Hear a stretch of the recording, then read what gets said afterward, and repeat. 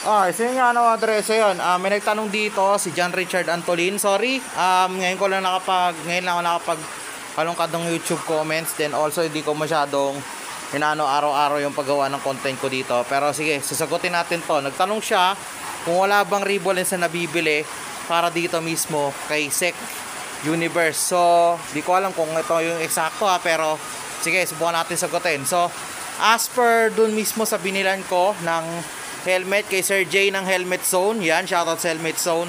As of now, wala pa talagang nabibili na Ribolens para mismo kay Sec Universe. Ang available lang kay Sec Universe, iridium, smoke, tsaka yung clear lens lang niya. So, sabi naman niya sa akin, pwede naman daw ipatint yung clear para daw ma-meet mo yung para i-convert siya into Ribolens. Pero, kung tatanungin mo, kung magtatanong ka, either online tsaka physical store, wala pa talagang available niyan as of now. So yun, I hope nasagot ko yung tanong mo. Then ayun, sana makatulong. Japs out.